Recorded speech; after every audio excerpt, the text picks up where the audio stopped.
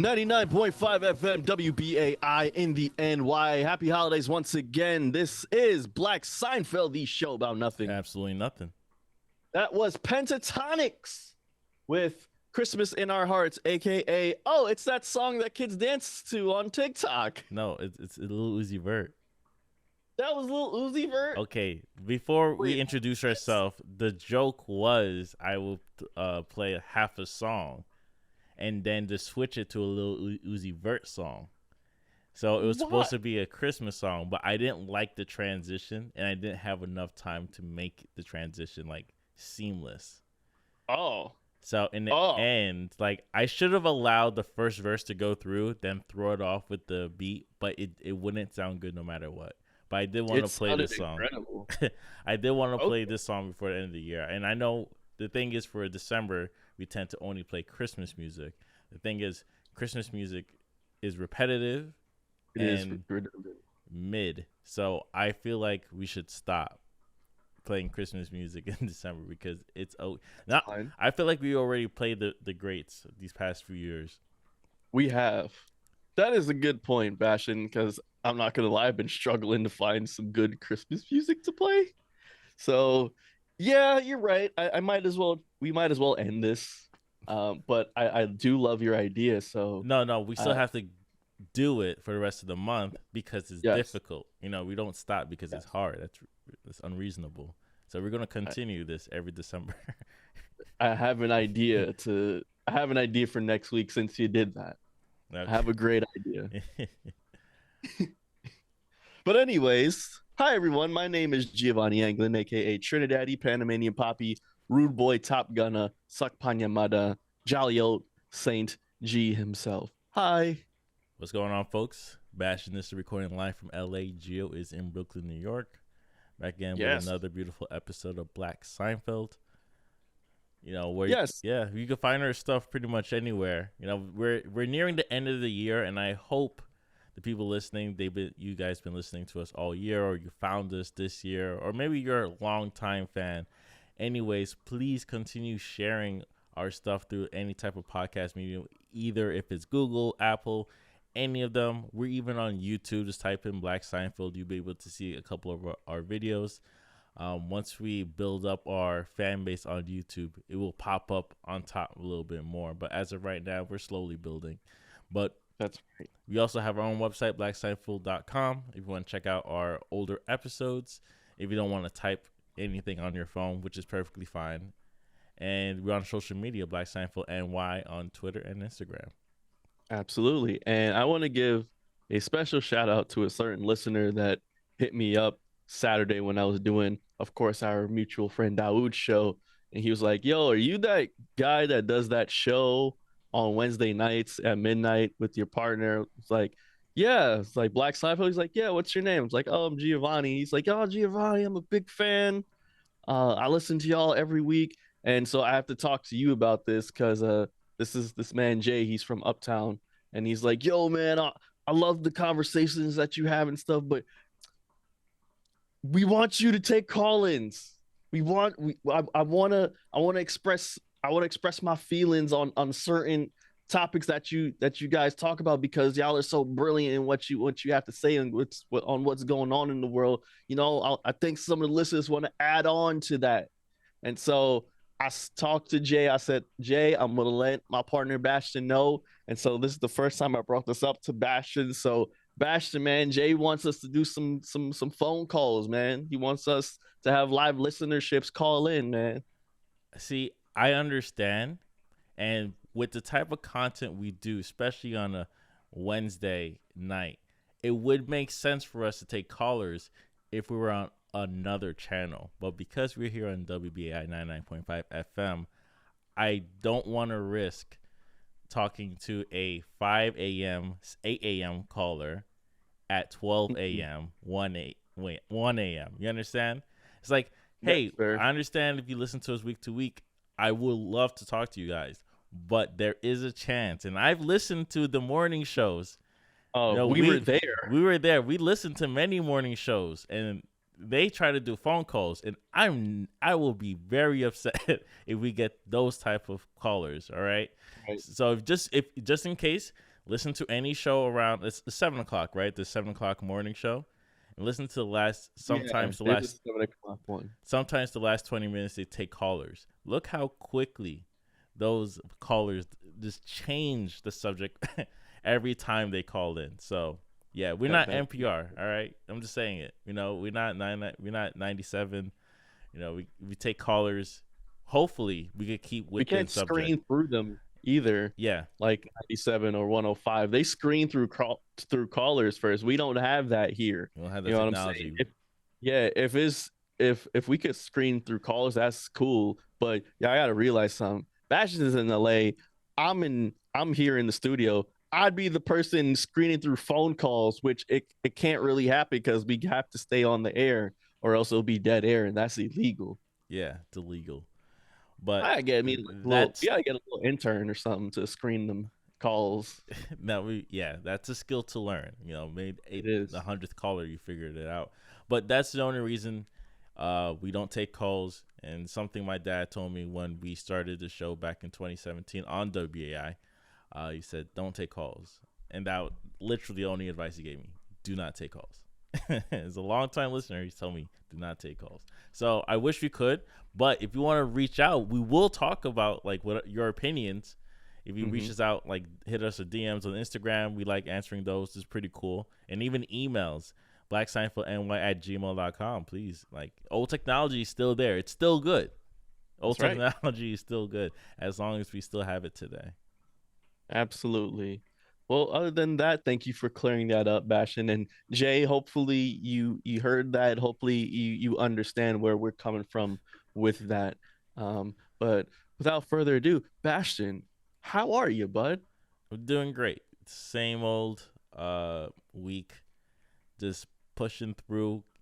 I like to tell people, it's like, yeah, next year we're going to, XYZ, which is in a month. So I'm actually a big fan of saying next year instead of saying a month from now or in a couple of weeks. So it's like, next year we'll be able to talk about it. And it's like, you're talking about in 3 weeks. Yeah, I think a lot of us do that, especially when it comes to the end of the year.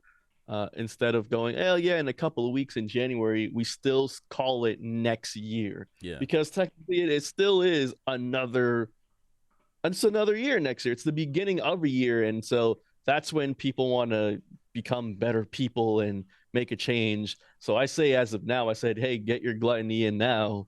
Do everything you want to do. Do your dirt now. Okay. Because when January comes around, you want to be a better person. So might as well get it out the way now. And then when it comes to 2023, you can start fresh and feel repented and go to the gym and crowd up my damn gym again. Yeah. Listeners, do not wait until January 1st to do what you need to do. You should do everything tomorrow. Whatever you need to do it tomorrow. Because if you're going to wait till January, you're going to push it to February, March. And once it hits February, to be honest, you're not going to continue it. So if you really want to do it, you got to start tomorrow. Best way to do it. And also start tomorrow with Christmas shopping now, because Christmas is only in 2 weeks. I've seen the calendar for this year. It's wild. You only got next week and that's about it. So get your Christmas shopping done now. Christmas shopping is something I learned recently. Most people do their Christmas shopping throughout the year. They just hold on to the gifts. Yeah. And I know a lot of people do their Christmas shopping now around Halloween. Halloween. If anything, most people just do it anytime they see a good gift for later. So I'm not that type of person. I am last minute planner. If anything, I will push it till your birthday. So I've done it before. You know what? My family's just gotten so easier over the years now that I know exactly what to get them. So I always just wait last minute. And plus, since they tell me what it is that they want now, it's made it a lot easier.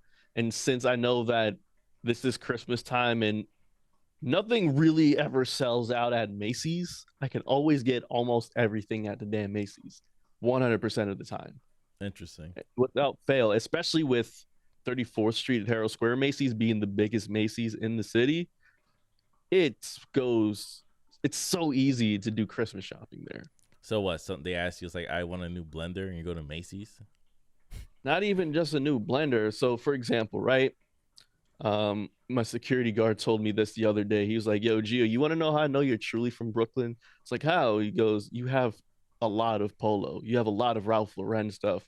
And I go, "That's a Brooklyn thing?" He's like, "Yeah, a lot of you Brooklyn cats wear a lot of polo." I was like, "You know what? It's interesting because my family just wears a lot of Ralph Lauren." So this year, always I go to the Ralph Lauren store at Macy's and just get my dad a whole bunch of polo stuff, as well as my stepmom and my sister. But my sister, she just wants stuff from Pandora, little Pandora bracelets. And then my stepmom just get her a damn polo sweater, and that's it. Christmas is done. Interesting. I own 0 polos besides this hat, but that's it. Well, see, you're from Queens, apparently. See, yeah, you're I from just Queens. wear a bunch of polo. Uniqlo. Yeah, and you like a lot of different kind of colors. You like colors, right? That's what I've noticed about you. You like a nice salmon color. You're the type to wear teal. You know what I'm saying? That's the Bashtin aesthetic. So I remember one time you came out. I think this was February. This was when we were watching the Batman, which we're gonna talk about best movies of the year when it comes to our 2022 music playlist. But also, I'm always gonna talk about some of my favorite movies. But when we went to go see the Batman, you were wearing this like minty blue mixed with like a nice like pistachio green. You basically look like Denzel Curry's album cover.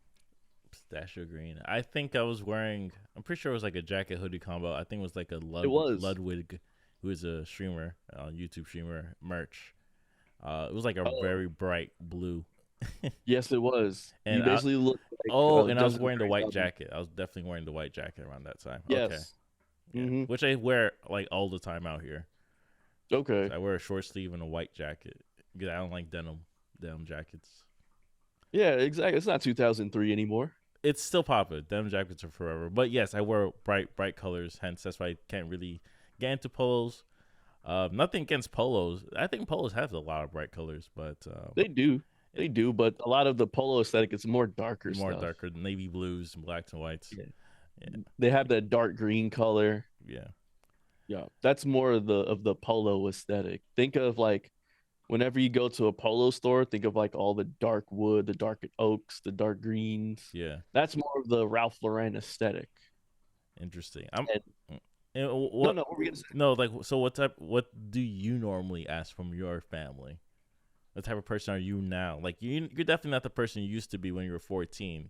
You want games, stuff, sneakers, right. But now you want. You know me, man. I haven't played games in a long ass time, so I don't even ask for video games anymore. But I'll tell you what I asked for this year, because I actually need it for what I'm going to be doing soon.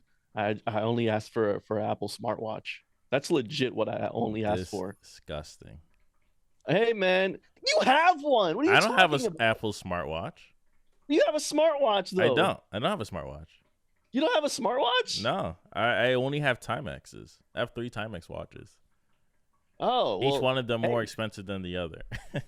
Well, the reason why I wanted to do just a smartwatch is because if there's ever a chance where I have to do something where it's a different time zone, like it just changes automatically. I don't have to change my watch. There are watches designed for that, by the way. Oh, really? Yes, like smartwatches. No, it was regular. There's certain watches that work with different time zones, so they change automatically. I think it's called a world watch. Don't quote me on that, but yeah, there are watches made for that already. Oh, okay. But get yourself a smartwatch. You can get the new one. I think it's like 800 titanium. It's good for sports and leisure activities. You should get that. You can swim under it and all that. I saw the new Apple smartwatch, so that's all I asked for. Other than that, normally what I ask for is like, yo, just get me new sweaters, some new chinos. That's it. Maybe a new shoe or sneaker. That's it.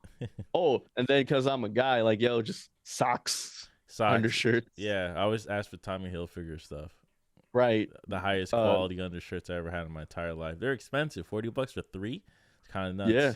So that's for But hey, six. man, breathable boxer briefs. Exactly. Love those. Tommy Hilfiger. That's my number one brand for all those stuff. Oh man, Express got some good stuff too. I'm not gonna lie, they got some good stuff. So my joke here is to say, like, as you get older, you're just more focused on like the smaller things, but you need them every day. So socks, and underwear and undershirts, like, you know, you're gonna, if you have 20 of them, that means you get to push your laundry a little bit further because you need 20 days instead of you have 6. Now you gotta do laundry on Saturday. Yeah, I'm totally that guy where I'll wait a good while to do laundry. Yeah, and because now my laundry is actually fixed, like our dryer's actually fixed. Oh, bro, last Sunday, man, everything just dried in one shot now, and it was so beautiful. You don't understand. Like, for the longest, we've had dryer problems where it wasn't drying in one shot. We had to do multiple dries, but this past Sunday, I was putting in some clothes and they just dried within one shot. It was such a blessing. You have no idea. I'm fortunate to have a washer and a dryer at home, and I've not had to go to the laundromat in years. So if y'all have, so I respect y'all, whoever has to go to the laundromat. Listen, that's not fun. Okay. I understand why people don't like doing laundry because they have to go to laundromats to do it. But if you have your own washer and dryer at home, it's super therapeutic to me, at least. I enjoy it because it's in the comfort of my basement. I'll just go back upstairs and, like, you know, do whatever I have to do for the day. Interesting. Back in Queens, back home, I only have a washer and everything's hang dry. And setting up, you really are Caribbean, damn. And setting up, well, we just never got the dryer part, which is strange because if I were to do the whole thing again, I'll get that, like, that top bottom unit. Right. It's like $600 now, so it's pretty affordable. But back then it was different. It was like $1,500 for the whole thing. So I would just wash it, hang dry, and I hated the process of putting something to hang dry. Which is funny now because the only thing I hang dry is like my shirts, my button-up shirts. Yeah. Everything else goes in the dryer. Done. 45 minutes. But yeah. Sometimes though, Bashtin, hang drying is the best thing to do. Only for shirts. When it comes to sweat. Only for sweaters too. Certain, yeah, or just light. Yeah, because normally for sweaters, they always recommend low tumble dry and all that, but it's better if you just hang them up.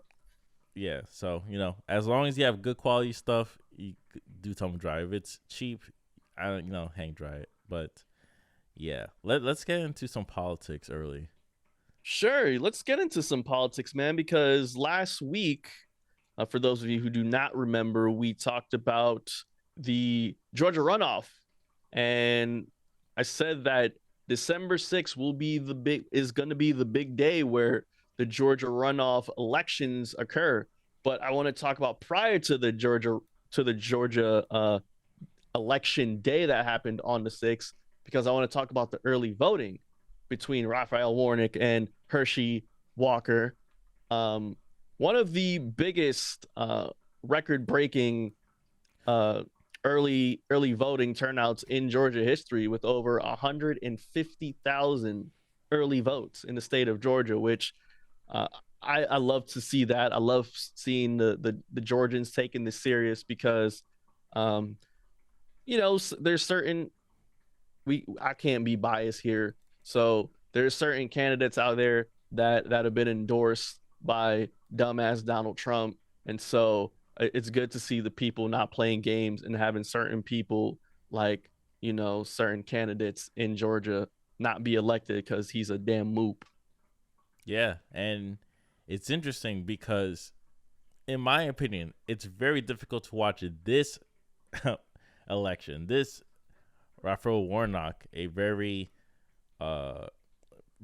he's a pastor, right? He's a Christian pastor. It's a reverend. He's a reverend, right? He's a reverend. He's a pastor. He's as religious as you could get, but he's there for the people. Compared to Herschel Walker, who would say he's religious, but when you look at his life, even the recent years, it's like this is someone who's faking being religious, right? So go back to like old George W. Bush interviews, and I forgot what year, but someone asked him, "What's your favorite part of the Bible?" And he said, "All of it." Right? Anytime you talk to somebody, it's like, "Oh, what's your favorite ASAP Rocky songs. Like, I love all of them. Say, all right, you know what? You don't listen to him. It's okay. That's the politically correct answer. It's okay. We don't have to continue this conversation. So it fits with the same energy with Herschel Walker. He's a liar. He's a walking liar. Everything about him just not right. He needs help, right?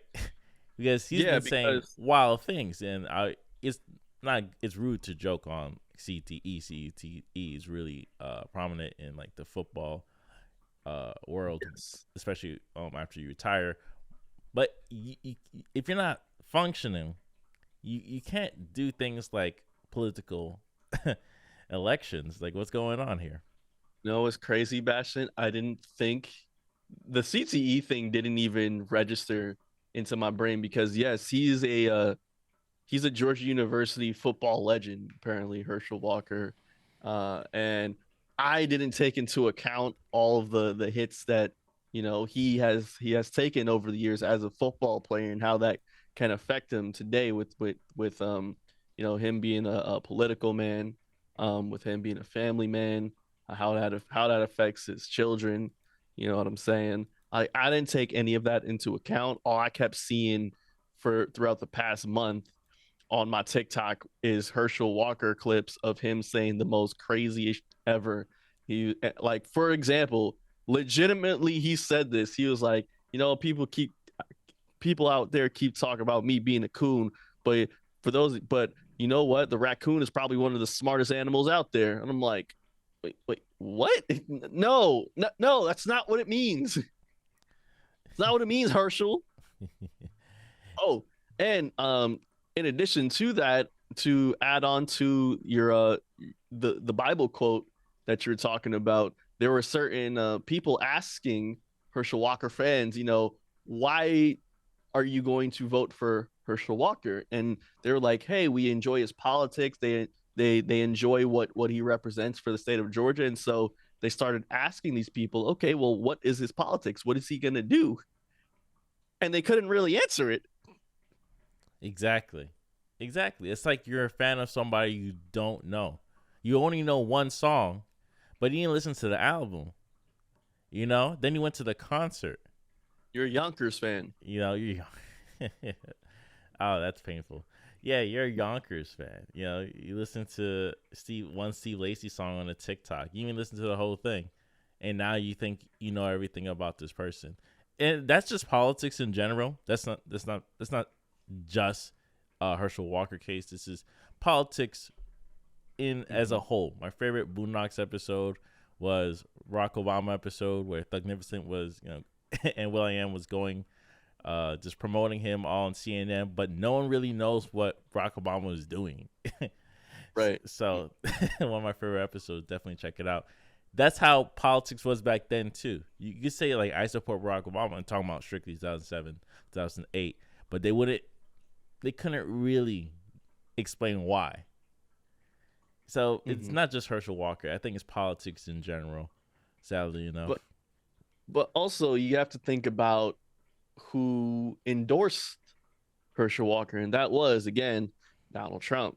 And so with the endorsement of Donald Trump, you hear a lot of the Republican Party, because I was watching Fox News because I wanted to see them crumble and cry, and even some of CNN, because there's some Republican correspondents in CNN, and so they're talking about now how Donald Trump has effectively like split the Republican Party, and so whomever is endorsed by Donald Trump, you know, they always talk about how sometimes or a lot of the times these candidates aren't even properly qualified to even run for certain senatorships or mayors or governorships.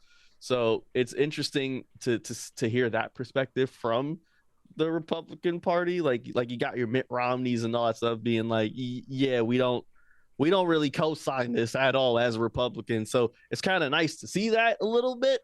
Yes, the Republicans, but it's nice to see some red on red crime. I enjoy it. I think it's fun. So I think that's also a good, a different perspective to see that happening and to see like the Republican Party trying to push back on the Trump 2024 wave and all these endorsements. What do you think? I do find it very difficult for them to just say it on TV, but they don't really have any actions. Because at a certain point, if they, let's say they agree with something the Democrats say, and it's something that Republicans should enjoy, I mean, not enjoy, participate and also go with as well, they would not side with Democrat just because it's just the type of game they're playing. So exactly, even if they really want to join, if let's say they do and they want to separate, as you said, everything's kind of separated down the middle. People that support Donald Trump, those QAnon people, those people that don't believe that believe that the election was stolen. That's all one serious group. Or chain. That's whole chain of events, right? Then you have the other people that's just been Republicans since the 80s, right? They have their way of doing things. Slow, weaken the government, everything, small business, tax tax cuts for everybody. That's kind of their concept. That's what they're trying to do. Be very they want a more capitalist, conservative mindset. That's not what's going to happen. So they could bicker all they want. They could fight all they want. But if they're not really standing down and talking to each other, it's like, no, I disagree. Then it's never, like, I think Liz Cheney is just one of them. It's like when she was against everything Donald Trump was doing. Later on, they kind of removed everything that she was doing in her position to the point where nobody respected her, and the Republicans didn't even want her to run again. So they kind of just killed themselves in a way. But I think that was even when, I think more than enough people were behind the Trump wave in the beginning. You feel me? They were all about draining the swamp and all that, and then they realized how quickly this dude isn't ready to play. Like how quickly he isn't ready to play for the team, and so they learned their lesson, and then they try to get rid of the man. But even now, it's more evident, and it's getting to a point where a lot of them don't want anything to do with Trump as well. But in the beginning, it was different. That's what I mean. That's why they were cutting off Liz Cheney. Yeah, like Liz Cheney, she Trump endorsed another person, and she lost, right? So Liz Cheney lost, so she's no longer a representative of her state of Wyoming, right? And if they're going to fight each other, they're going to lose a lot of sane people, and soon they're just going to have a party of people just spewing nonsense. And at a certain point, if they're not, like I said, if they're not fighting early, we're talking about elections, because Donald Trump endorsed Harriet Hagman, who was able to beat she beat Liz Cheney, and that's just -1. So it's kind of weird to see. I'm not really sure what's the next step for Republicans. I don't care about Republicans, but it is very interesting to only see them talk like this only after an election season. I know you don't care, Bashtin, but it's important to see what they're doing on that side, because it's always important to study that enemy. You know what I'm saying? It's always important to see what they're doing and know what they're planning next. Okay, that's what the art of Sun Tzu is. You got to study your enemy. You know what I'm saying? You got to make your enemy your friend almost. Okay, because when you keep your eye on them, their plan, their game plan, their next move, who they're gonna want to endorse, which is Ron DeSantis. Yeah, and that's another problem too, because these are generally really bad people that should be in a court case due to illegal stuff that they've been doing these past few years. But if they're not going to do anything about them, they're going to allow them to run through the country and try to run for 2024. What could we do? If they fail hard, which is very interesting compared to Democrats. They just kind of change your job title, say, here, do this for a couple of years, then maybe let's try again. Well, for Republicans, if you fail, you fall off. Yeah, and they kick you out of the ship, which is funny. You're the man that goes overboard, basically. So that's how they work. Yeah, that's how they work. And it's bad. It's not good. It is a team full of like people that would just sacrifice themselves one by one until they're able to find that trending person. And Trump was that trending person for a long time. But now they no longer could side with him, and they need a new trending person. And DeSantis could be that person. But it's all hype at a certain point. I agree, bud. But I don't know, man. I think he's going to be the next guy up. And like I said, the Republican debates are going to be coming up really soon. As I'm sure it's going to be as early as 2023. So I am definitely, my friend, I'm looking forward to all the debates that's going to be happening. I'm looking forward to the back and forth tryst that's going to happen. So I can't wait to see that. But on to Herschel Walker real quick, because there's been a lot of great clips that I've been seeing on TikTok. And here's one that I want to play real quick on his stance against pronouns. I thought this was pretty interesting because I have a hot take on his pronouns take, which I'm sure you already know what the takes are going to be on. But I want to play this for the people, and I just want to give my 2 cents, and like hopefully, because you brought up the CTE thing, I want to just bring that up as well. Okay, is that fine? Yeah. Let's listen. Okay. Pronoun? What the heck is a pronoun? Pronoun in our military? How do you identify in our military? This is war times. What happened to push-ups? I'm tired. My pronoun is sick and tired of these pronouns. They're going to get some of our service members killed with these pronouns, but now they're bringing pronouns into our military. They're bringing wokeness into our military. I don't even know what the heck is a pronoun. Pronoun? Pronouns in our military? Are you serious? What is a pronoun? They're bringing pronouns in our military, and I'm like, what the heck is a pronoun? Now, I think he's legitimately asking what the heck is a pronoun, because you brought up the CTE thing. All right. He's been getting hit in the head ever since he's been playing football, and this is even prior to college. You got to talk about high school, because, football in the South is the second like highest thing next to church. So I think after getting hit in the head all this time, I legitimately think he does not know what pronouns are. Yeah. Maybe he is just asking questions, because or maybe it was a rhetorical. If you say in a sarcastic way, it's like, what are pronouns? And then you keep saying the same thing, military. I you know what's funny? I do think he works like Donald Trump, where he could only have maybe 2 to 3 talking points. You know what? Maybe 1 to 2 talking points per subject. And maybe they have a hard time saying that second talking point, so they have to keep repeating the first one. Right, because he already knows what the Republican response is going to be. So, he does it. He repeats himself because he knows that Republicans aren't big fans of. Wait, are you drinking eggnog already? Yes. Oh, okay. 'Tis the season, but again, he's repeating himself because he knows that his people, his conservative peoples, are gonna laugh at the wokeness of pronouns in the military. Which, okay. It's I see.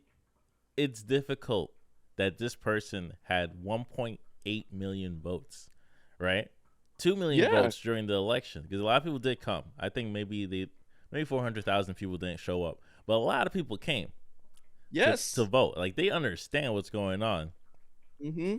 So for him to get over 500,000 votes, in my opinion, means there's people that are okay with everything that he's doing. Right. To be so anti-abortion and there is proof and claim that you paid for abortions. It's not like you pay for abortion when you're 18. Like, no, you're grown. You pay it when you're 40. Like, dude, like, what is going on? Right? He's a grown ass man. He doesn't want the Republican his candidates to know that, though. And his own son, and we spoke about this a couple of weeks ago. His own son pretty much put him on blast, saying how he disrespects his mother, disrespects his family. No one agrees with anything that he's doing. Right? And for some reason, the Republicans were looking at him saying, oh, you washed up. Like, they will sacrifice their own just to continue pushing a very bad plot. And that's exactly what Herschel Walker is. He's a bad plot. And yeah, that's what Herschel Walker is. But also, he's a black conservative too. And Republicans like putting out black Republicans out in the forefront because they want to show off diversity. You know what I mean?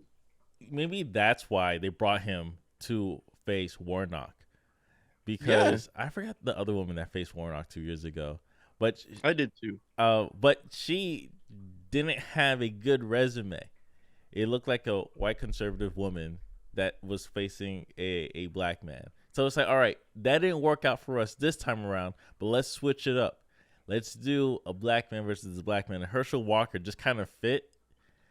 He just kind of fit just by looking at him. It's like he looks like the perfect position for it. But once he starts talking, that's when you lose the people. But he didn't lose the people. If anything, he gained more supporters just by talking freely. And I'm just looking at the percentage. It seemed that Warnock won by like 90,000 votes. Yeah, 90,000 votes, and over 3 million people voted. It was no game, Bashtin. And with that, the Democrats have effectively taken over Senate. So good for them. This is the reason we're talking about this, is because I know in the future it will be multiple states dealing with this same exact situation. It doesn't have to be just like southern Georgia states. Like I'm not going to diss the South for that, because it's very deep and conservative, but it could be brought up in New York a couple of years from now. I think I mentioned Milwaukee at one point. Yeah. Where it was this Democratic brother who was running against the incumbent, and he was really close on winning. Sure, the Republican he narrowly beat him, but he was very close, super close. That's why on Twitter it was one of those races to watch, because like that brother, he was making history. He was really close, really close. And so we're gonna have a lot more of those, especially like I say all the time with these battle states. The battle states are crucial when it comes to elections, man.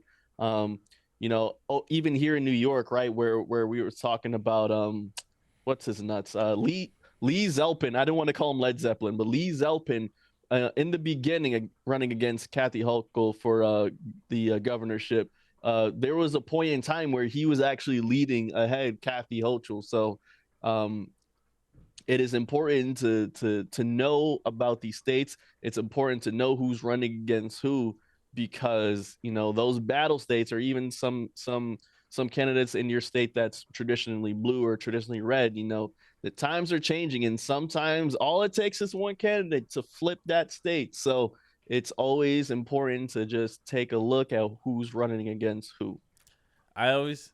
Something that I actually saw a TikTok about it, and I had to do a little background research on it. But a lot has changed with the election, strangely, because of COVID.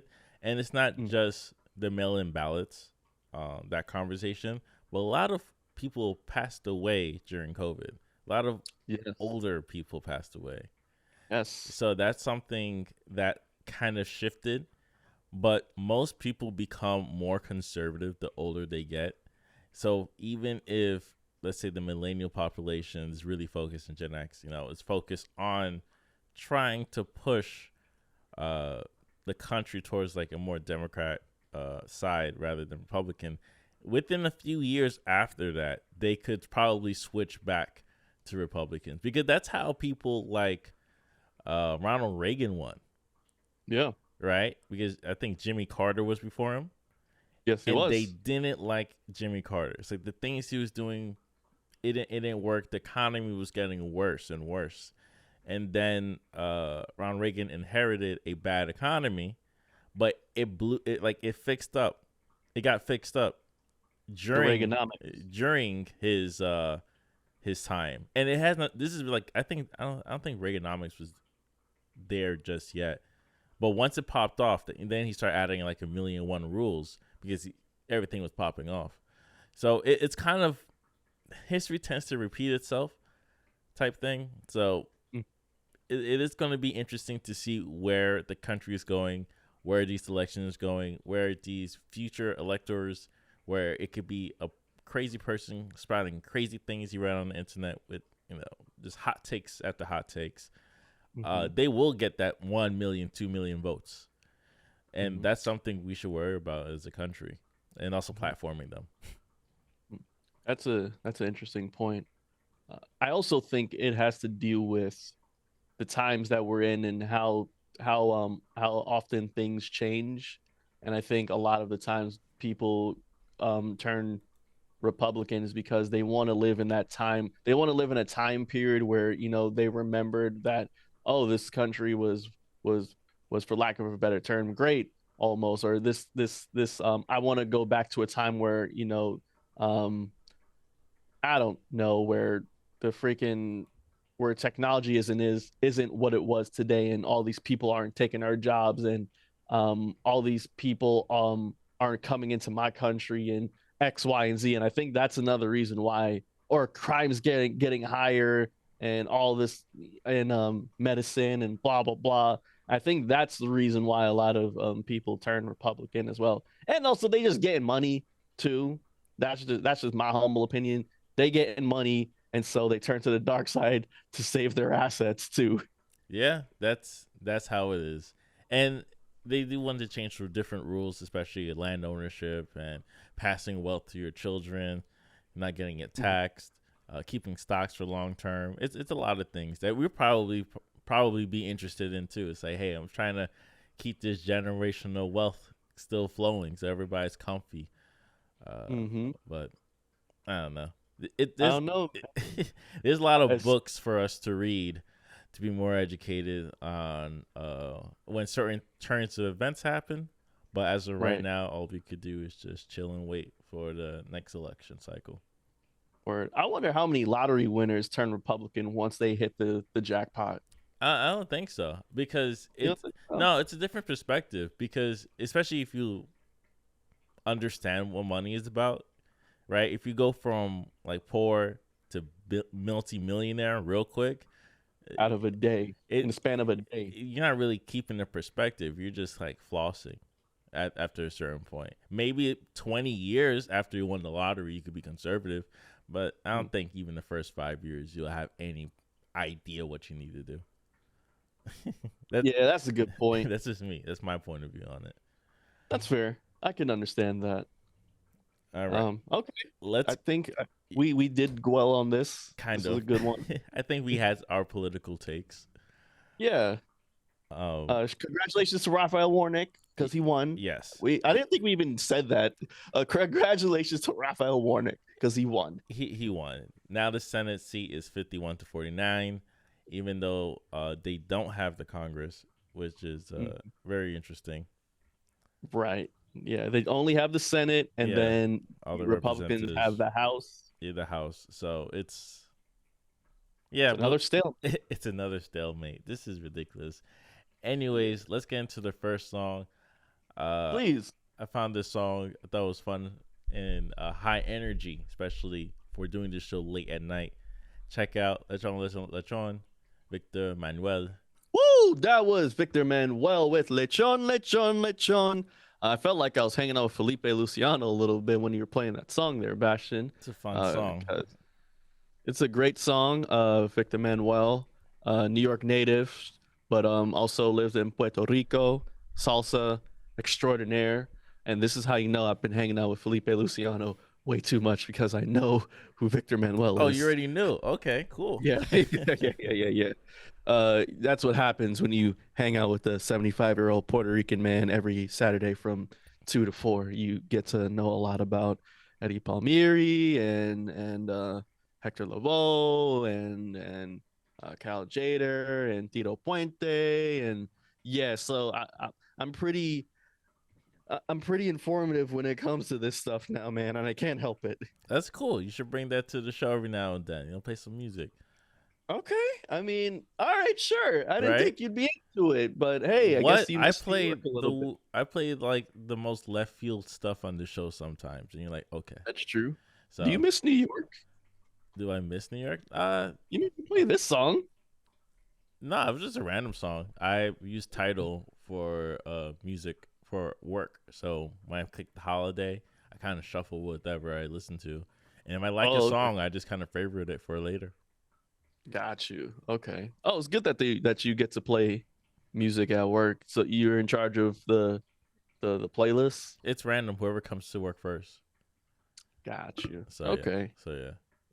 I do the same thing too at work. I mean, you're not supposed to, but still do it. Anyway. Who's gonna know? Who's gonna find out? Who's gonna find exactly? Like no one's gonna know. The customers don't even understand. Like customers only talk when they like a song. They're not gonna say, "What song is this? Terrible." It's like, "Oh, I know this song. True. I know this song." You know, who's doing the playlist? Is you? Like, yeah. It's like, oh, all right. You know this person? Like, yeah. And bingo. Exactly. You know, that's how it is sometimes. But, yeah, but that is how it is sometimes. But we do have more news to discuss. Yeah, something I wanted to talk about. Actually, we've been talking about this a couple times, maybe throughout this year. But it's AI. It's more AI talk, more conversation about things that do we really need? Is it okay to have? Here we go. Oh, here we go. Are we using it correctly? There's a long, in the chart of things that we need at the end. Is it going to attain to that end point that we want from it? We're talking about AI. We're talking about not the DALL-E, the DALL-E thing. That's something else, right? This is AI This is AI for digital art. I hate why you gotta ruin my fun, yo. For digital art. So I saw this man, Mr. Giovanni, post pictures of himself. AI, right? Generated. He had to upload pictures of himself to the AI to create pictures of himself in different people's art style. It's not AI's art style. In order for AI to create art, it needs to look at other people's art. Hence, it steals other people's artwork. I feel attacked. Gio, how can you, the man of the people here at WBAI, how could you work with them? How could you? Easy, Bashtin. It comes off of ignorance and not knowing, and I'll be honest. When I did find out, and of course you find out a lot of these things on Twitter, I'm gonna be honest. Okay, I sent you a tweet, right? I mean, not a tweet. I sent you a TikTok today of a gentleman at a supermarket, and he was criticizing the coffee creamers, right? And once again, he was absolutely right about coffee creamers being disgusting and all that stuff. But what was stitched in was a lady going, yeah, coffee creamers are bad, yeah, and then she just started pouring coffee creamer into her coffee. And you know what? There's a reason why I sent that to you, because I had a feeling this was gonna happen, and I'm here to say on your show, on our show, I don't care. Okay, I don't care. I know this sounds hypocritical, like Gio.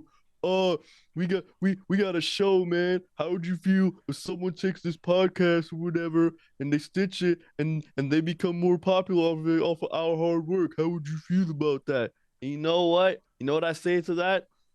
I don't care. You know why? Because people are gonna finally listen to Black Seinfeld. Okay, they're probably gonna get a piece of the nothingness that we've been producing for the past. How long have we been doing this now? Like 9-ish years, almost 10 years, Bashtin. Okay, that's what I say. Let me have my fun, Bashtin. I'm sick of y'all always ruining my fun. Okay, all you damn Twitter people always want to come in and just ruin stuff with your properly educated takes. Bro, I could die tomorrow. I just want to look cool on some AI. Why can't I just have this, bro? I paid the money for it. I want to enjoy it. The freaking show's gonna end tomorrow. How much did you pay? Oh, it was like $3. $3. You hear that, people? He paid to have his picture uploaded to the AI, not understanding that this technology is not only taking his face, they could use it for anything else they want. So maybe a couple years from now, 20 years from now, you'd be looking in your digital magazine and your iPad 20, and then you see a picture of Giovanni looking young. It's like, wait, when did you take this picture? No. You read the bottom. You say, hey, we got it from the AI. All they did was slightly alter it. They they gave Gio a goatee instead of a beard. That's the difference. I actually do have some goatees on this AI. So yeah, exactly, right? That's how it works. All right. Joke is finished. There is a problem with it, right? It is cool. Don't get me wrong. I actually do like it. I actually do think it's a really dope thing. Right? It's so cool. It's very interesting. It's very quick as well. But I look freaking perfect in it. That was the scary part. I look perfect. Way too perfect. That's the thing. The only weird thing I like to say is that there is no permission, right? Like once you get it, they could do whatever they want with your original design or your original picture. That's how these AIs grow. With more work and more effort and with more data, they're able to get better and better and better. So one thing that the people are like, it's funny because I didn't participate in it because I just didn't know where the link was. I would have. Exactly. Oh, really? You didn't know? No. Like when I saw it the first time, it's like, this is cool. A whole week passed, and like, I didn't find the link. I wasn't going to search for it. Then it was an app. Then I didn't know. That's what I mean. Then I click people's picture. I scroll down, and I see people complaining about it. So it's like, oh, okay. I see why it's bad, and I get it, right? In order for it to create art, it has to reference other people's work. That's just how art works. So if it's not you blood and tears, putting all this like 30 hours and getting paid a $500 commission for it, like, and the AI does it in 1 minute or less. Like it depends on how many pictures you get, but it can take as little as 30 minutes for them to produce at least 100 photos in different styles. Okay, see, that's a lot, and that's interesting to me. There are things to use for that technology, right? And that's why I want to kind of speak on, is it just a trend? Like, you could be very upset about it, but do you think people are going to use this in their everyday work? Yes and no. Maybe it's only for a short period of time, then they have to actually go out and look for actual artists, right? Or maybe we'll just use that, because last year I tried to go on one of those websites to ask someone to hire an artist. Oh yeah, Fiverr. I was trying to create like a new theme for 2022 where we're more of a cyberpunk-esque Black Seinfeld, right? I had the themes going on, I had the designs ready, but when I reached out to the person on Fiverr, they said, "Oh, I'm busy right now. Could you reach out to me in 3 weeks?" All right, cool. 3 weeks came. I was going to reach out to him. Oh, boom. I'm not taking anything until March 2022. It's like, dude, like, okay, fine. Let me look for someone else. I talked to 3 people. All of them are busy and they can't do it. Well, if I can't get this by January, then there's no point. And this is me doing this early November because I know you got to plan ahead. Very smart. And, we worked with people with the artwork, and we knew how long it could take, especially when they're doing multiple revisions. I'm probably just going to say yes to the first revision, to be honest. Because I asked for headphones and a hat. That's pretty much it.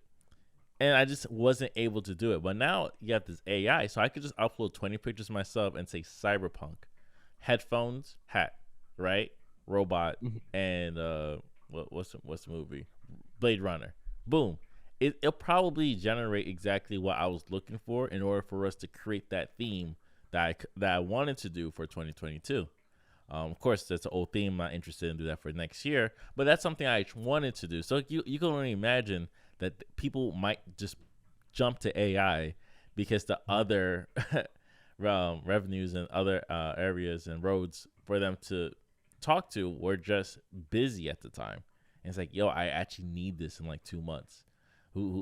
What can I do? So that I did think about that. I'm not really, like I said, I like the idea. I do think it's cool. And I do think AI could be used for like medical needs in the future and stuff. people could use AI to create a vaccine because it's already tested within the algorithm. But that's kind of my perspective on it. It's interesting, but that's a fair critique of it. Yeah, I was joking when I was dissing you. I personally don't care. Okay. I don't care either. Okay, all right, cool. Because I was just looking up because the app is called Lensa, right?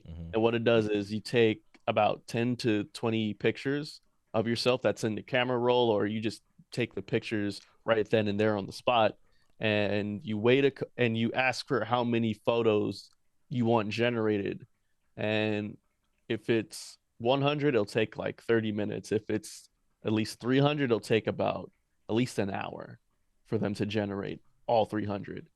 And so you just get these different styles of yourself, and you look at them, and a lot of them look very cool. Some of them, again, you look way too perfect on this. At least I can say with mine, at least I look like myself on him. But I've seen what that app can do. It can do wonders on certain people's. And to be honest, this is a level of catfishing here, people. I don't care. Yes, it's you, but it's not really you. Okay. I looked way too perfect on this damn app. Okay. Even for myself. All right. I'm not that cute. All right. But shoot, I turned into a damn dime piece on that damn app. I was like, yo, this is crazy. Like, I was even contemplating like cutting my hair because I saw some of these photos. I'm like, yo, I think I could pull this off. See, that's what I mean. That's what certain technologies could do. So now you can actually see how you look with certain hairstyles before you actually making the jump. And that's what I mean. Like, in certain things, it could work out. It's not like you're gonna hire, hey, can you show me 20 different hairstyles? But it won't get the head of your shape correct, right? So that's the problem as someone to Photoshop it for you. But in general, there are good and bad for it. The bad is, yes, a company could use that in order to create ideas and use it for themselves instead of going to hire someone and hiring a team, a marketing team, and they put 20 things together and say, all right, this is the theme. You know what's interesting? I got this from TikTok too, and I never knew. So the Yu-Gi-Oh cards, the covers and the cards, they all have a theme to it. They all have a story. So it could be, if you put like maybe 40 cards together, they all tell a whole story. Because some of the cards show up in other cards as well. That is true. It depends on, I remember in certain decks, right? So for example, I remember that dude with the eye, right? Pegasus, right? Yeah. His whole thing was Toon World, right? And he had like the cartoon deck. And so the Toon World card, it allowed, it was like a magic card or whatever, and it allowed whatever monster that he played on the field, they had like a Toon version of it. So there was like Toon Blue Eyes White Dragon. There was Toon Dark Magician. There was there was a lot of magic cards and trap cards that helped out specifically with the Toon World magic card and the monsters. And so yes, you are right. Yeah. So just like you have to have a team to create ideas in order to create the cards for the face cards for it as well. That's why the artwork is so interesting and good. Like, there's a team actually drawing this, and of course you add the description so you could play the card game correctly. Right. R.I.P. the guy who created Yu-Gi-Oh, by the way. And then you have the AI. So let's say you wanted, like me and you, wanted to create our own card game, right? I'm gonna do some black version of Yu-Gi-Oh, right? Instead of hiring black artists, we're just going to do AI everything, and it's just going to look weird because AI kind of looks the same, where it's like it's just blended too well. It's too perfect. It's too perfect. It's like unrealistically blended well. Best way I could describe it in a very subjective matter, but you still need people to create things at the end of the day. This might help people get a shortcut, because I remember reading up on how translators were very, very necessary to translate from English to Spanish, right? Especially if you're doing a book, or if you're writing or doing a news article. But now you can pretty much go on Google, translate, and then boom, you're good to go. hold on though. Hold on, because I gotta stop you there, especially when it comes to Spanish. There's a lot of different Spanish dialects out there, and Google Translate, it doesn't do any of the dialects though. It just gives you the basic raw form of Spanish, right? That's the white Spanish. Okay, that's a European Spanish. That's the Spanish I use vosotros and all that crap, all right? And it has the damn lisp, okay? And it's true. And the thing is, which is funny that you brought that up, is because it's so bad that translators need to fix that. Sometimes they're giving that first. Hey, could you grammar check this whole translation that we did? And they look at it, it's like, this is so bad, I have to do everything from scratch. Because this translation, because obviously you use Google to translate it. Oh, absolutely. You should have called me 2 weeks ago. We didn't want it. Now you're wasting time. That's AI for you, right? AI is trying to be perfect, and it's trying to create a shortcut. But at the end of the day, you still have to rely on people. Are we going to rely on more people? No, but that's kind of what's going to happen. It's very strange. It's very weird. Especially because the work that most people do, they're not getting paid like a certain rate. So once you have that involved and how to work on it, it's a whole thing. Depending on what type of field you're trying to do, you have to make sure that you're getting paid exactly the rate or a little bit more than that. But anything under, you're going to mess up the game for everybody else. So yeah, that's kind of AI. And there's another thing that was trending was Chat GPT. That's something Beyond does. I think it's AI generated for certain coding things that you need. Like, let's say you need something on C Square to code. Like, I'm using Blender. I know I'm just gonna say random things. I'm using Blender. Blender uses C Sharp. C Sharp. Yeah, they use C Sharp. That's how you know I don't code anymore. And you probably go on GPT to generate something for you, so you could put it on Blender if in your 3D module design, and it's able to do it for you. It's able to do some basic things, but that's why I've heard it's like it's not good enough for companies just to type in everything and create a website off of it, but it's able to do certain things. The thing is, it's kind of designed to make your job a little bit easy. But at the end of the day, you need to know how to use these codes. No amateur like you and I will be able to understand where to put this. So you actually need to understand coding to use it as well. But there's other websites for those particular things anyways. But yeah, that's pretty much the game of AI. AI is pretty much there to make things slightly easier for you, but you're still going to have a hard time working with it. Unless if you know what you're doing. Unless you know what you're doing. So, hey, in the future, they'll take all 250 episodes of Black Seinfeld, put in the AI, and then generate all they had to do is put a topic, Bashtin and Gio discuss, then boom, there it is. It's creating their own podcast for us. That's freaking nuts. If they're able to do that, I'm like, bro, why are we even still doing the show? Like, AI can do it. And that's how artists feel. Damn. I hear you. Yeah. But wait, can we get paid off of it though? No. That's what I mean. They generate. That's what I was trying to tell you. That $3 is just taking your likeness. They could do whatever they want with your picture that you gave them. Crazy. It's almost like 23andMe. Now they just gave it to the FBI. Like, oh, good looks. Oh, right, yeah. The DNA. Right. FBI got it now. Done that? Huh? Have they done that? Not done that. They're doing it. They're doing it. Yeah. That's why those DNA things are wild that people are doing. It's like, yeah, it's cool to see your past, but now FBI know who you at. Good thing I don't do that damn 23andMe. I know my past. Doesn't matter. I don't know if your cousin does it, you're in it already. That's how it works. Hopefully, I don't know any cousins that done it. So, my ignorance is bliss. Again, like the AI. I'm ignorant to it. I don't know nothing. Yeah, like I said, it only takes one cousin. Wait, has your cousins done this already? I think so. What else they need to know? You from Africa? Nah, Africa's a big place. I know that's that's right. Where? We from Egypt, Kang. We from Egypt because of course we are the original. I'm not even gonna go there. All right, we can't go there. It's a little too hot. You know what? Let's play for the next song. We're gonna play a classic. I think I played this last year, but it's a very good song. Wham! Last Christmas. This is a perfect Christmas song. I hate this song.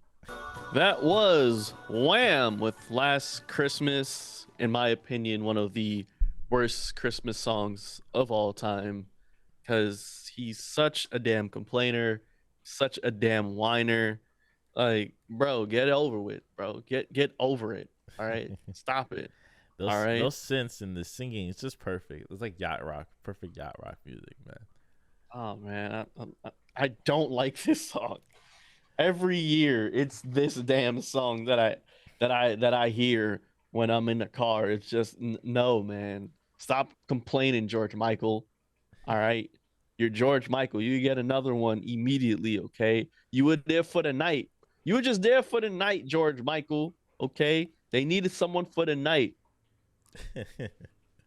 One night. All right, let's get into the World Cup in Qatar.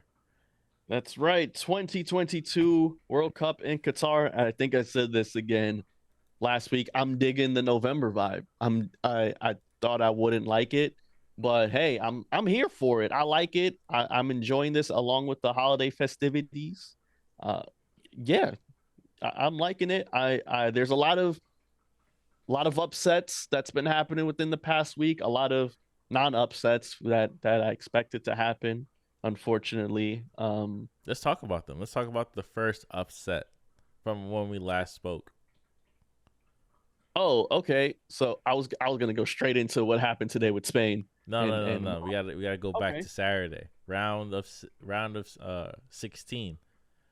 Oh, well, I mean, there's no real upsets that happened Saturday on the round of 16. There was no real upset that happened, so we can move on from that. Anyways, the biggest upset happened with Netherlands versus United States when them boys got washed overseas. Woo, it was disgusting. They out here got no offense, got no strikers, got no egos, got no plays.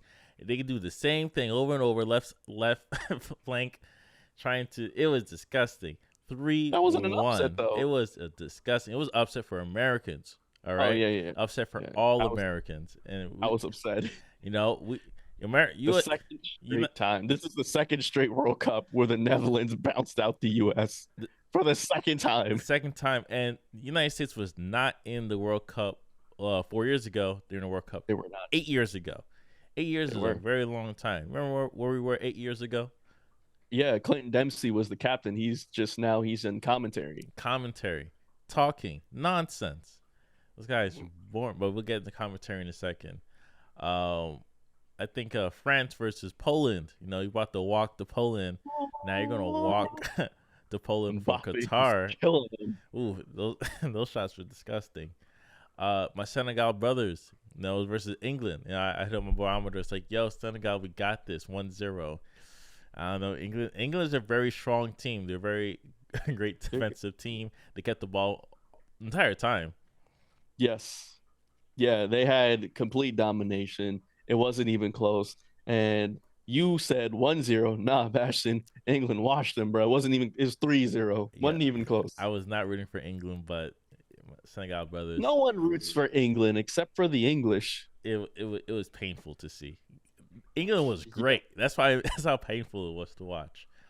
Another game that was painful to watch, but it was a great game, was Japan versus Croatia. I was all for Japan. The blue lock. Right. They lost in penalty kicks. They just don't have any strikers, and I think that's what lost them the game too.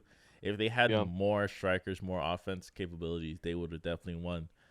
And let's not get it messed up, Bashtin. Croatia, they were 4 years ago, they were the runner-ups for the 2018 World Cup, and they were sort of like the Cinderella story of like, oh shoot, the Croatians is out here. So let's keep that in mind. Like Croatia's a squad. The funny thing about Croatia is they won this game with penalty kicks, and they got to the runner-up I think 2 games back to back were penalty kicks, and they won. That's correct. And I thought that was interesting. I was at Hooters watching the Croatia run. Throughout the whole World Cup, Donnell and I were at Hooters just watching the Croatians. For some reason, when we were off from work, Croatia was oddly enough always playing. Because remember, games always started at like 2:00, and we got off immediately at 2. So we just went to Hooters, and just oddly enough, Croatia kept playing. So Hooters we're like, in all right, city in Manhattan. Yeah. So there was a Hooters at the time. It was right by Madison Square Garden. It's gone now, but for a time there, we were just there at the Hooters by Madison Square Garden. That was right where the Carl's Jr. used to be as well, and then they got closed down within 6 months because it was that bad. Oof. I remember Donnell got sick off of it. Thankfully, I didn't eat the Carl's Jr., but he tried it, and he was like, I'll never do that again. Yeah, it's not our culture. It is not it. Well, no. It's not my culture. It is your culture, my friend. Carl's Jr.? Oh, it's a West Coast thing.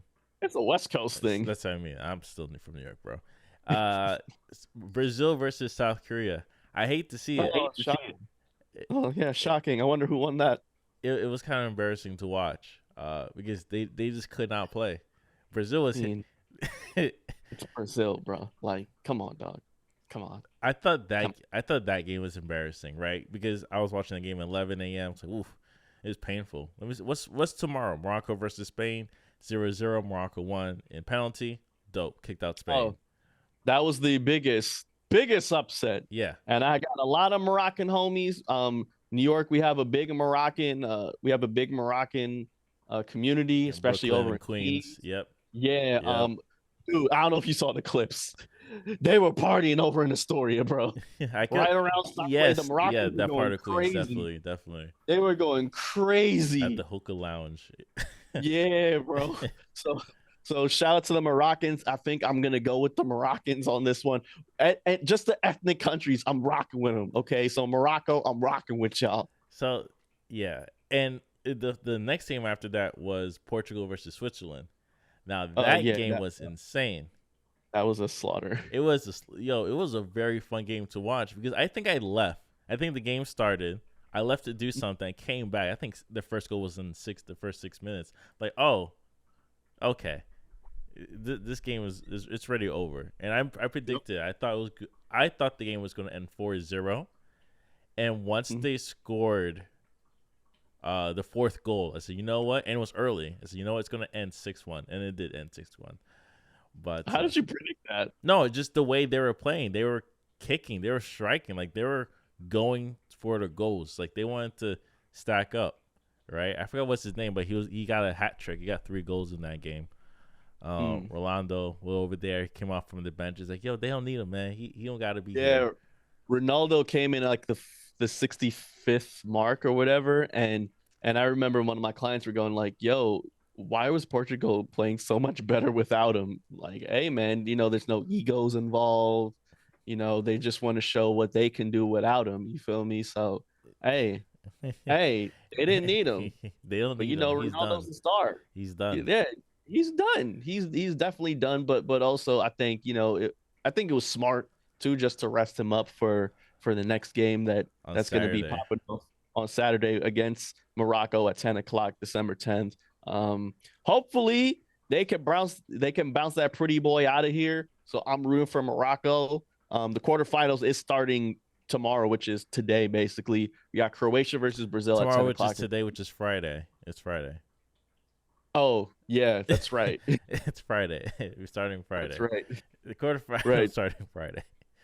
It's just because you know why it says tomorrow, and I'm still thinking it's Wednesday. Yeah, but it's Thursday here. Yeah, but it's Wednesday over there in Cali. So I'm like, I think it's Wednesday still, but it's not. It's technically Thursday. So you're right. Friday, the quarterfinals, Croatia versus Brazil, which is going to be a great match. I can't wait to see that. And then at 2 o'clock again on Friday, it's the Netherlands against Argentina. Of course, Leo Messi and Argentina. I hope Argentina wins because you Netherlands, you Dutch people, can't stand y'all. Okay. Yeah, we had it. We were almost there, damn it.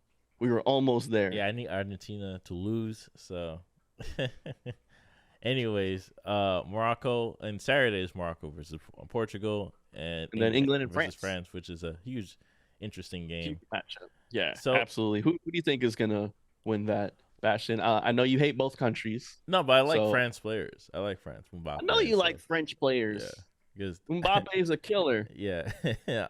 All those African players in France. That man's the truth. You know, and he has a World Cup already. He won a World Cup at 19, yes. I think.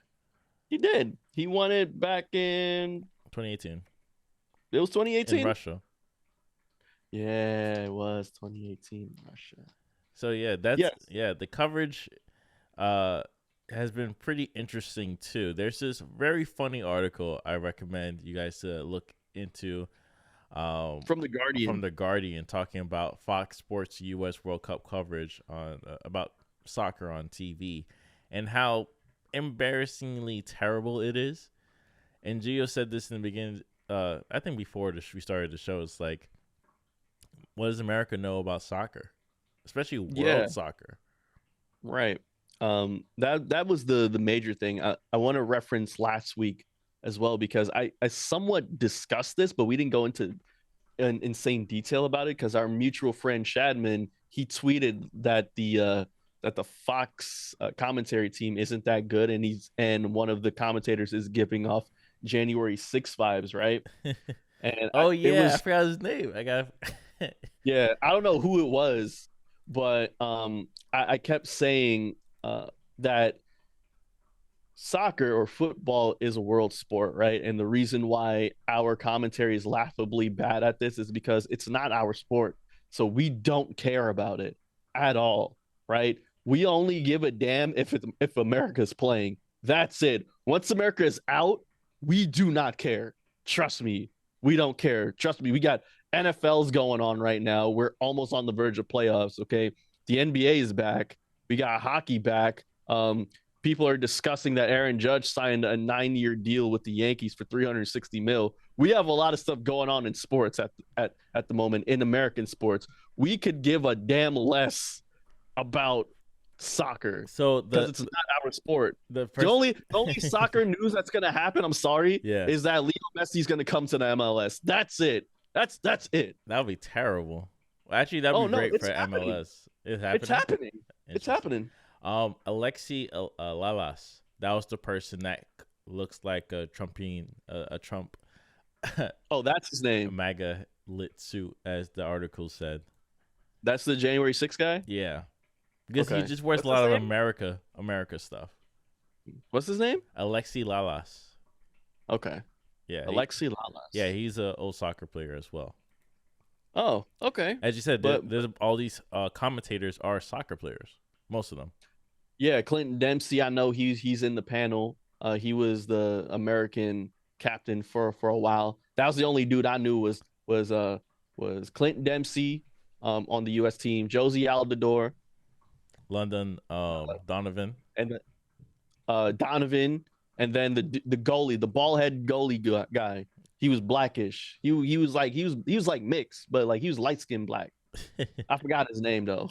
So you know what I'm talking about. So in the article, they're talking about how most of them are just not good commentators, and I kind of laughed at the London Donovan one, because he's like, this guy is boring yet very aggressive, and just because he doesn't have good chemistry with the person he was working with, there was a lot of weird dead air, which is a no, right?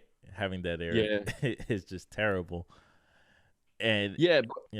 Oh, I'm sorry. What were you gonna say? No, it's just like it's kind of embarrassing, because this is Donovan. He's supposed to be charismatic soccer player, but just But again, it's not like it's a huge thing here in America, right? So, and especially when it comes to World Cup, it's every 4 years. The MLS isn't that huge here as well, right? So I don't know who are the commentators for the MLS at all, right? It can be these gentlemen, or it may not be. They're only using them because of some recognition that they've had for playing for the U.S. for a period of years, right?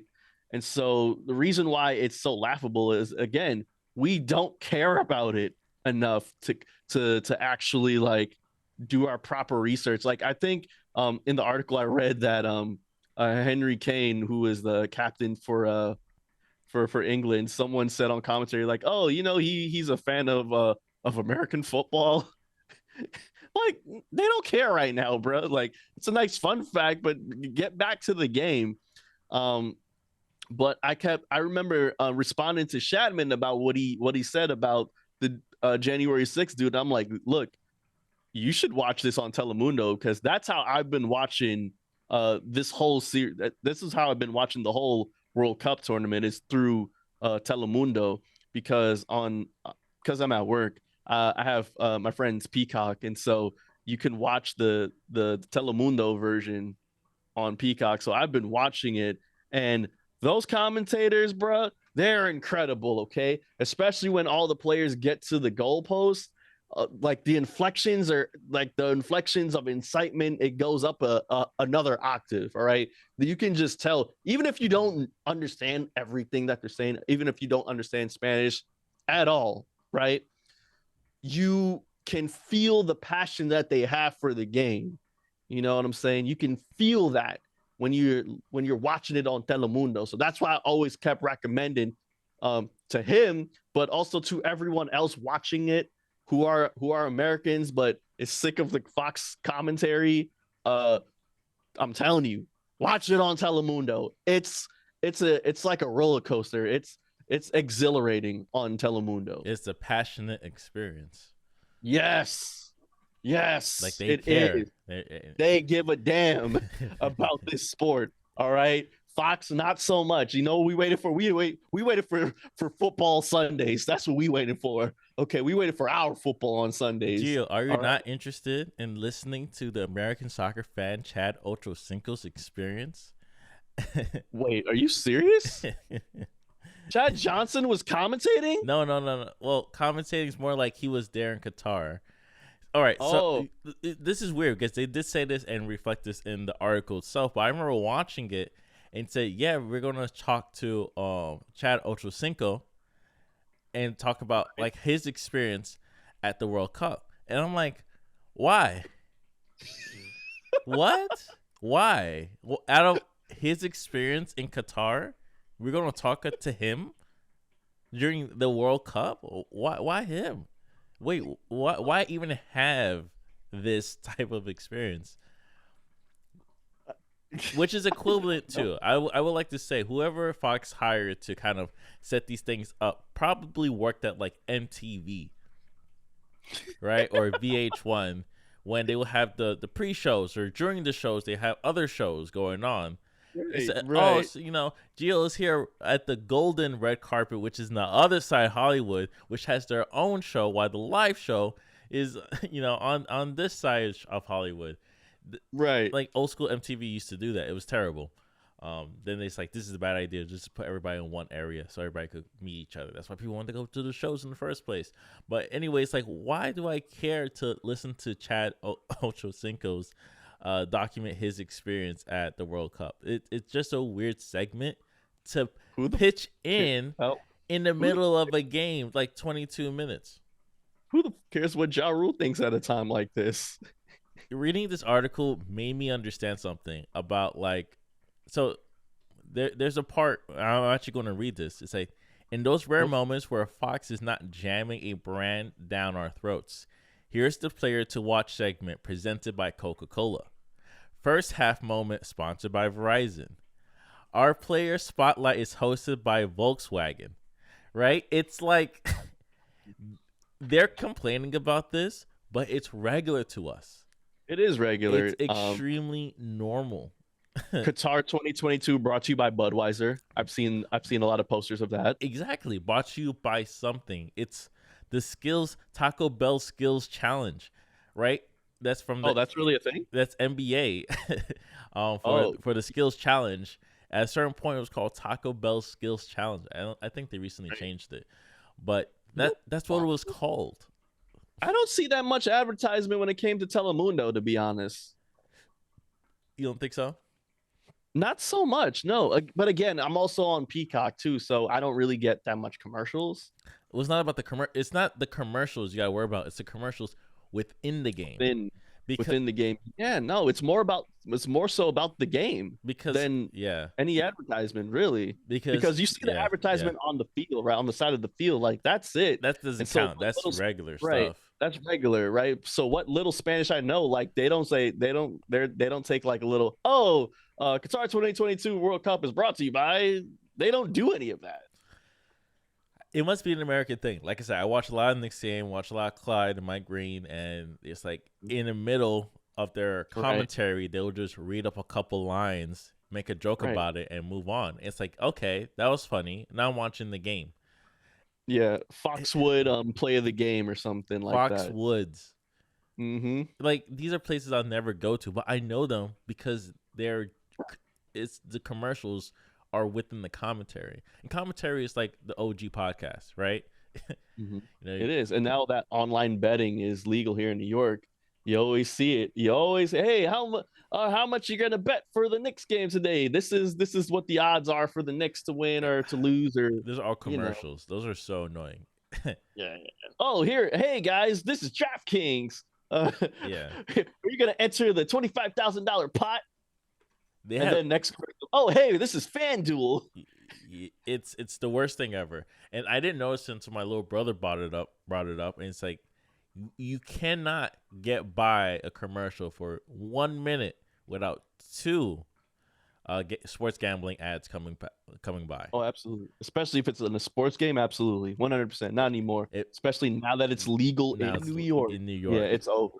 It's over. So you watch a commercial for 2 minutes. Because that's how long a timeout is, 2 minutes, 30 seconds. You have to sit through old basketball players from the 80s in a sports betting commercial. Always. Especially Kevin Garnett or JB Smooth. Or JB Smooth. And hey, the commercials are great. They're perfect. They're great. Very funny. But I'm against everything. JB Smooth working with the Mannings. With the Mannings. Caesar Sports. Right, yes. New York listening here, I'm completely against sports betting. Even here in LA, I said this a couple of weeks ago. They're going around asking for people to sign these pamphlets like, hey, could you like help? We're trying to get this in the schools, this and this, whatever. Mm-hmm. And I'm looking at it. It's like, what's this one here? It's like, for sports betting. I'm not signing this one. I'm not signing this one. No, for California, the state of California. Oh, is it not legal in Cali? No, it's not. Oh. And they tried to vote for it, but it didn't pass. Oh, wow. Yeah. Good for you guys. You don't get to see that stuff that much then, huh? Exactly. And I was completely against it. So I was like, no, I'm actually against sports betting for everybody involved. Even if you want to make quick money, you will never be net positive. I'm sorry to tell you this. You will always be net negative no matter what. Up 5K, down 20K. Oof. All right. Well, I mean, in your experience now being in LA, watching sports, I'm surely you have to see crypto.com commercials. So just to clarify, most of my commercials are still like East Coast because I only watch Knicks game, and if I watch like TNT, it's pretty much the East Coast version. So I'm not in that. I never watch a West Coast game, really, and the West Coast version of TV because I don't have cable. So if I did, then yes, I'm streaming everything online to the TV. Got it. Okay. Yeah. All right. And I watch Knicks games through MSG, so they're only showing MSG commercials. Okay, that makes sense. All right. I figured you finally, localize yourself and, see some crypto.com commercials. Damn it. I don't think I'm ready to do cable. It's weird because if I'm home, it's like I need cable. But now I live on my own, it's like, why would I buy cable? Ew. Yeah, cable is gross. I will say that. I just need my HBO or Max. But see, Bashtin. Oh, yeah. You know what? That's a great segue. Let's talk about it, actually. This wasn't even on the freaking docket. All right, so that was the end of our World Cup broadcast. We'll talk more next week about the semifinals, right? On the last episode of Black Seinfeld. And last episode of Black Seinfeld is next week. 2022. That's right. But yeah, Bashtin, because you brought this up, I didn't even I wasn't even going to talk about it, but hey, with new mergers come, different new visions of how they see brands, right? Take Discovery, right? They bought out one of your favorite brands of all times, HBO, and that includes HBO Max. That includes Warner Brothers. That includes Cartoon Network. That includes it encompasses a lot of things, right? And Discovery is responsible for one of my favorite guilty pleasures of all time, 90 Day Fiance. Great show. Great show if you just want to see the worst of humanity and you want to cheer for immigrants. It's all of TLC, right? All of TLC. So it's like my 600-pound life. What else is on TLC? Smother Mother. I don't watch any of those shows, but I'm just naming them. Of course, the ever popular, the most famous on TLC, Tyler's Antiera, John and Kate +8. Oh, those are classics. Those are classic. Yeah, that's not new, but I'm just rattling off. My Strange Addiction. Love My Strange Addiction. The Hoarding Show. I thought that was A&E. I don't know. I don't watch those things. I feel like they're all from the same channel. And A&E. You might be right. You might be right. Yeah, this was before Breaking Bad era. Yeah. And Better Call Saul. This is when A&E was trying to find themselves still. But anyways, no longer will Bashtin be a subscriber of HBO Max. He will now be a subscriber of just Max. Bashtin, your thoughts on this? Well, the first thing I thought about when you're creating a brand, the whole thing revolves around Google, no matter what. Because when you learn something, the first thing you're going to do is Google it. Mm-hmm. And if I Google Max, and I'm actually going to do this right now. I'm going to just Google. Google Max. Let me see what comes up. I'm going to do the same thing on Google Chrome. So, Max Restaurant. Oh, actually, HBO Max does come up. It pops up. And then it's like movies, YouTube. WarnerBrothers.com, Max Movies. Max 2, Max. White House Hero. It's just a bunch of dog movies. Wow. So you're telling me, wow, this is a lot of dog movies. And all these dog movies. Okay. That was strange. Anyways, you see what I got there? I just got distracted. I was looking for a streaming service. Now I'm looking at 20 movies with dogs named Max that have nothing to do with Max. Don't disrespect the Marine known as Max, sir. That's a disrespect to your country. It's not a good idea. It's a true story. Okay, cool. Bashtin. Yeah, Marines. Anyways, hoorah. One of the most important things to understand is changing from HBO Max to just Max is violence and an insult to everybody's not even bandwagon. Maybe just everybody's care, because HBO has class to it, the name itself. So to add Max was just a plus, another word for plus. HBO Plus, HBO this, like, it works.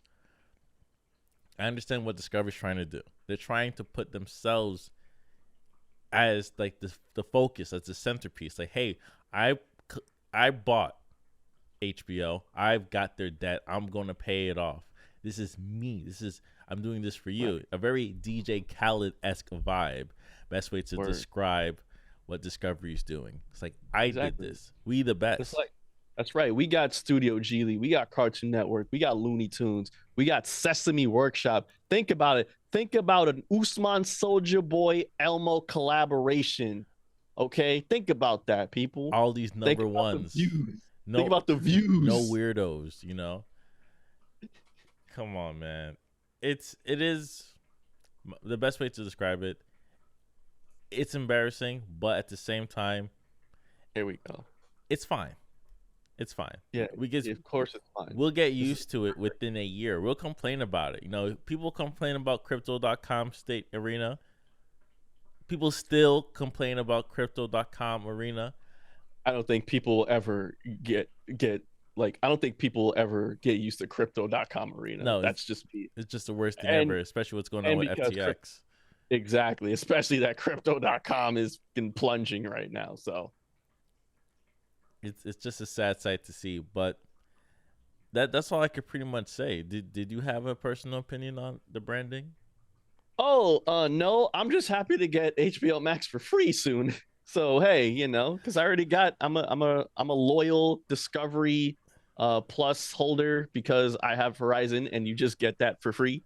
So I'm getting HBO Max for free, people, because Discovery owns it. So I'm excited for that. That's all. I am interested. That's all. I am interested to see if they could phase it out like all the other current applications that they have, because it took a while for DC Universe app to phase out to just HBO, because the app no longer works. Like, I think I had it on my TV and just one day just cannot connect to service. So everything was in HBO. So I think that's the same thing that's going to happen to like HBO Max and Discovery. It's just Did it migrate over to HBO Max? Yeah, it migrated with it, and they had like a couple months leeway, so where you could watch both content on both channels. That's nice. But at a certain point in time, then But anyways, HBO is still trying to save money. Well, not HBO. Discovery Plus is trying to save money, and it's going to affect all of us in terms of the content that is being produced. No. It's not us. It's you. It affects you. Okay? Fine. Like, it affects you. No, you don't think so? No. 90 Day Fiancé is going nowhere, Bashtin. But there's more. But you watch movies, though. What movies have Discovery Plus have produced? Bro, I don't know. You're a movie head. I watch TV. I am a movie head. You watch movies. What movies have Discovery Plus produced?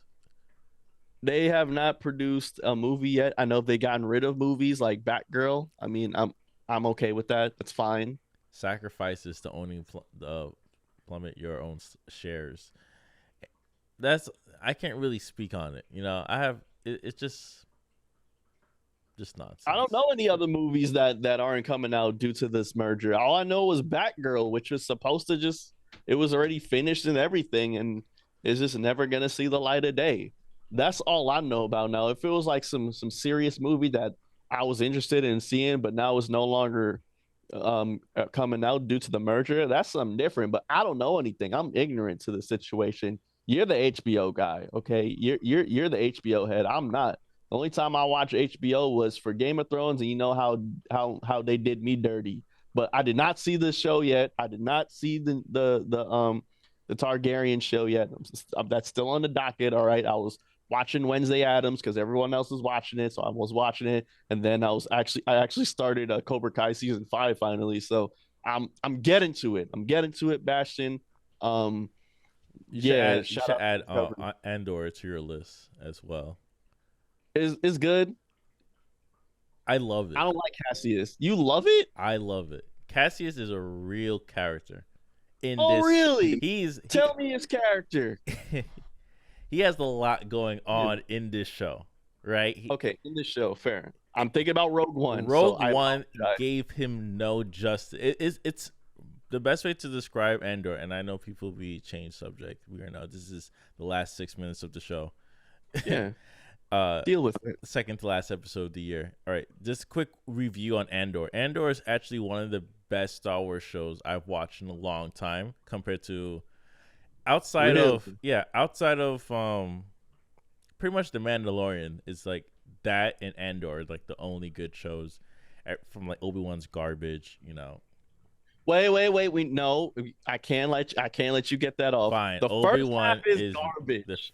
Except for the last 2 episodes, it was fire. Don't do that. So the thing about like Obi-Wan, it didn't need to exist. Andor, on the other hand, it didn't need to exist, but I'm glad it did, because it told a very good story of Cassius, and how he's able to do the things he does in terms of like how he joins the rebellion in the future, and what will lead later on to Rogue One. It had a lot of politics, it had a lot of fractions, and it had a lot of that is very espionage without the need of implementing the Force, right? They do cover certain characters and how they're able to do dealings in the background, because being a rebel, especially in a fascist society, is very, very bad, and will destroy you and your lives and your family and everybody surrounding it. And that's pretty much what the show is. It's just trying to get around all of that. And they do such a great job. It's divided into a couple parts. And for them to discuss how Cassius is and why he is the way he is without spoiling. I'm trying not to spoil the character's development. It's just beautiful and it's done very, very well. How many years does this take place before Rogue One? Does it say, or it probably wouldn't say, but I'm not too sure. Okay. One thing I did enjoy about the show is that it showed a lot of what was going on with the Empire. The rebellion? Oh, the Empire. Yeah, it showed more of what's going on in the Empire and how they work on like trying to like destroy certain things from happening. Right. And it also showed how rebels are able to kind of like maneuver certain tactics, and if they know certain plots, like how to deal with it. So, yeah. Now we're in this weird timeline. I wonder if this stuff happened during. Okay, so this definitely happened after Obi-Wan then. But I wonder. Yeah. You know, but I wonder like 20 years after, 30 years after. After what? After Obi-Wan. Obi-Wan is literally like what? How old is Leia? 10 years old? Yeah. Okay, so 8 years from there, that's when he meets up with Luke. Right. It's an 18-year time difference between episode 3 and episode 4. So all of that is happening in like 18 years. Damn. So it could only be maybe 3 years before Obi-Wan, or maybe like a year after Obi-Wan. You know, just to fit the timeline a little bit better. But Andor, excellent show. I didn't watch it as it was ongoing, and that's something that Disney and all streaming service needs to know. Most people like me, we like to wait till everything's out, or maybe we wait like a couple months before I watch it. So don't say, "Oh, the ratings are low week to week." Like, I'm not watching week to week. It's streaming. Exactly. I'm gonna watch in my own free time. Wait. And then when the second to last episode was coming out, that's when I started watching because I had more free time. Exactly. Y'all gotta realize something. Y'all conditioned us to binge stuff. Okay. So this whole week to week stuff on streaming, nah. No, I still agree with week to week if you enjoyed the show. No. But I'm busy. I can't focus on week to week. I'm watching like 3 animes week to week. I'm watching Bleach, watching Chainsaw Man, and I'm watching Psycho Mob. Right? I'm watching those shows week to week. So I have other shows I'm watching. I was also watching Atlanta at the time too. I did finish Atlanta, and I just got to say, the power of Popeye's chicken. Yeah, it's invaluable. You know, it really encapsulated what 2019 was about. Summertime. It really did. Yes. But yeah, that's it for today's episode. This is Black Seinfeld, the show about absolutely nothing. If you want to continue and support us, please check out blackseinfeld.com. We have our older episodes there and also YouTube video as well, so you can see our beautiful faces on the YouTubes. Follow us on Instagram and Twitter at Black Seinfeld NY. And if you have any requests or questions, please reach out through our email at blackseinfeldny@gmail.com. Thank you all again. Next week is the last episode. Can't wait to do a bit of recapping of 2022. It's been a crazy ass year. It's the second to last episode. It's the last live episode because we're gonna do one more episode for our albums. That's right. Wrap up. I've already been seeing some lists. Complex already irked me with theirs. Off rip. They gave number 10 to Denzel Curry. I was pissed off already. I'm like, really, dog? 10 Denzel Curry? You're really excited with my list because I'm revising it as we speak. I wrote all the albums that came out this year and I'm revising it. Okay. I got my top 5 ready easily. I'm just trying to fill out 5 to 10. Gotcha. Well, anyways, what are we going out to, Bashtin? That's a great question. So today, they came out with a tribute to Rukio Sakamoto. So I wanted to play a new tribute. This is Merry Christmas, Mr. Lawrence, which I played many times in the show. Electric Youth Remodel. Check it out.